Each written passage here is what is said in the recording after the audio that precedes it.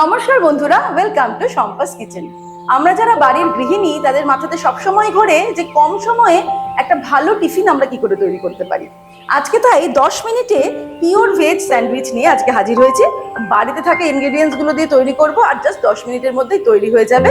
Serve করব গরম গরম। তাহলে চলুন দেখে নিই এই ভেজ স্যান্ডউইচ কি করে তৈরি করতে হয়। সবার প্রথমে কড়াই গরম করে আমি এর মধ্যে দিয়ে নিয়েছি 1 টেবিল স্পুন রিফাইন্ড অয়েল। এবারে তেলটা ভালো মতো গরম হয়ে গেলে ফ্লেমটাকে আমি মিডিয়ামে করে এর মধ্যে দিয়ে দেব কেটে রাখা ক্যাপসিকাম আর গাজর। অর্ধেকটা ক্যাপসিকাম আর একটা বড় সাইজের গাজর আমি এরকম ছোট ছোট টুকরো করে কুচিয়ে নিয়েছি, সেটা দিয়ে দিলাম। এবার এগুলোকে আমরা ফ্রাই করে নেব। আর এগুলো ফ্রাই করার সময় একই সঙ্গে দিয়ে দেব কিছুটা পরিমাণে সুইট কর্ন, যেটাকে হালকা আমি বয়েল করে নিয়েছি, আর দিয়ে দেবো কিছুটা পরিমাণে মাশরুম, যেগুলোকে আমি ভালো করে ধুয়ে কুচিয়ে নিয়েছি। ফ্লেমটাকে মিডিয়াম টু হাইতে রেখে এবারে আমরা এটাকে ঠিক 3 মিনিট মতো ফ্রাই করব, যাতে এই গাজর আর ক্যাপসিকামের ক্রাঞ্চি ভাবটা বজায় থাকে।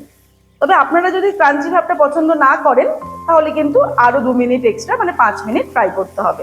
ফ্রাই করার সময় দিয়ে দেব নুন, 1/2 টিস্পুন নুন দিয়ে দিলাম, আর গোলমরিচের গুঁড়ো দিয়ে দেব 1/4 টিস্পুন। তবে এই গোলমরিচের গুঁড়োর পরিমাণটা আমরা নিজেদের স্বাদ অনুযায়ী একটু বাড়াতে পারি। আবার যদি বাচ্চাদের জন্য না বানাই তাহলে কিন্তু চিলি ফ্লেক্সও অ্যাড করতে পারি। আমি ছোটদের জন্য সার্ভ করব বলে এখানে গোলমরিচের গুঁড়োর পরিমাণটাও কম দিলাম আর চিলি ফ্লেক্সটা স্কিপ করে গেলাম। আজকে সম্পূর্ণ ভেজ স্যান্ডউইচ তৈরি করছি, তার জন্য আমি এখানে পেঁয়াজ ব্যবহার করিনি, আবার মাশরুমের ব্যবহার করেছি, আর এর মধ্যে অ্যাড করব অবশ্যই পনির। এর মধ্যে আপনারা চাইলে কিছু বেল পেপারও অ্যাড করতে পারেন, যদি বাড়িতে থাকে red bell pepper, yellow bell pepper, সেটাও কিন্তু ভালো হবে। 3 মিনিট হয়ে গেছে, আমি এটাকে ফ্রাই করে নিয়েছি। এবারে আমি এর মধ্যে পনির অ্যাড করব। আমি এইভাবে পনিরটাকে গ্রেট করে দিচ্ছি।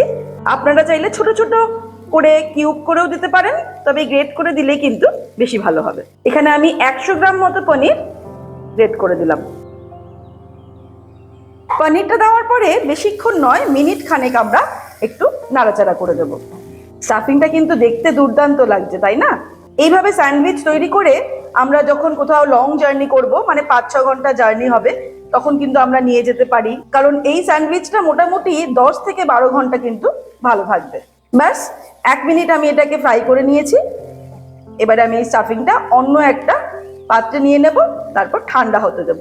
এবারে ফাইনালি আমি এর মধ্যে অ্যাড করে দিচ্ছি মেয়োনিজ। এই স্টাফিং এর মধ্যে মেয়োনিজটা অ্যাড করছি, তবে ভেজ স্যান্ডউইচের জন্য কিন্তু ভেজ মায়োনিজই নিতে হবে। খুব বেশি পরিমাণ মেয়োনিজ আমি দেবো না, জাস্ট মেয়োনিজের একটু হালকা টাচ দেবো, তারপর এটাকে আমরা মাখিয়ে নেব। কারণ এমনিতেই কিন্তু এই স্টাফিংটা খেতে খুবই টেস্টি হয়েছে।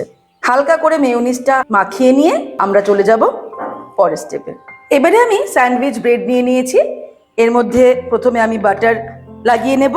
বাটারের পরিমাণটাও কিন্তু নিজেদের ইচ্ছের মতো বেশি বা কম লাগাতে পারি। আরও একটা ব্রেড নিয়ে নেব, একইভাবে এর মধ্যে আমি বাটার লাগিয়ে নেব। তারপরে একটা ব্রেডের মধ্যে আমি স্টাফিং দিয়ে দিলাম। স্টাফিংটাকে পুরোটা বরাবর এইভাবে স্প্রেড করে দেব। বাড়ির ক্ষুদে সদস্যদের এই সমস্ত কাজগুলো করতে দেবেন, এরকম এই স্প্রেড করা বা বাটার লাগানো, দেখবেন ওরা খুব আনন্দ সহকারে আপনাকে হেল্প করবে, আর তার সঙ্গে সঙ্গে কিন্তু একটু শেখাও হবে। ভালো করে স্প্রেড করে দিয়ে এবারে আরেকটা ব্রেড দিয়ে আমরা এটাকে এভাবে চাপা দিয়ে দেব। এবারে এই অবস্থাতেই আমরা এটাকে যদি এই কোনাকুনি কেটে দিই তাহলে কিন্তু স্যান্ডউইচ তৈরি। কিন্তু আমি আজকে দেখাচ্ছি যে স্যান্ডউইচটাকে আমরা কিভাবে সেকে ব্যবহার করব। অর্থাৎ অনেকেই কাঁচা ব্রেড খেতে চান না, তাদের জন্য আমি আজকে সেকে দেখিয়ে দেবো। এবারে আমি ফাইনাল স্টেজে একটা তাওয়া গরম করে এর মধ্যে হালকা বাটার ব্রাশ করে নিলাম। এটা কিন্তু তেল দিয়ে হবে না, আমাদের বাটারটাই ব্রাশ করতে হবে। বাটারটা ব্রাশ করার পরে এবারে আমি রুটিটাকে দিয়ে দেব। জাস্ট 2 মিনিট আমি এটাকে হতে দেব একদম লো ফ্লেমে। 2 মিনিট হয়ে গেলে সামান্য বাটার নিয়ে আমরা এই রুটির ওপরে একটুখানি ব্রাশ করে দিচ্ছি, কারণ এটাকে আমরা উল্টে দেব। ব্রাশ করে দিয়ে এবারে সাবধানে এটাকে উল্টে দেব। তারপরে আবারও 2 মিনিট আমরা একদম লো ফ্লেমে সেঁকে নেব। আমি আজকে স্যান্ডউইচ ব্রেডের এই ব্রাউন অংশগুলো কিন্তু কেটে দিইনি, কারণ ব্রেডটা খুব বেশি বড় নয়। আপনারা চাইলে এটাকে কেটেও ব্যবহার করতে পারেন, সেক্ষেত্রে কিন্তু একদম দোকানের মতো হোয়াইট দেখতে লাগবে। ব্যাস আর একটা সাইডও 2 মিনিট সেঁকে নিলাম। এবার এটাকে আমি সার্ভ করে দেবো। ব্যাস খুব সহজেই তৈরি হয়ে গেল দারুণ টেস্টি পিওর ভেজ স্যান্ডউইচ। এবারে সকালবেলার ব্রেকফাস্টে আমরা এটাকে সার্ভ করতে পারি, ছোট বড় সবার টিফিন বক্সে প্যাক করে দিতে পারি। আবার সন্ধ্যেবেলায় চা কফির সঙ্গেও কিন্তু স্ন্যাক্স হিসেবে আমরা এই স্যান্ডউইচ ব্যবহার করতে পারি। আজকের এই রেসিপিটা তোমাদের কেমন লাগলো আমাকে অবশ্যই কমেন্ট করে জানাতে ভুলবেন না। আর ভালো লাগলে কিন্তু রেসিপিটাকে লাইক করতে আর শেয়ার করতে অবশ্যই অনুরোধ রইল। আজকে তাহলে এখানেই শেষ করছি, আগামী ভিডিওতে আবার দেখা হবে। নমস্কার।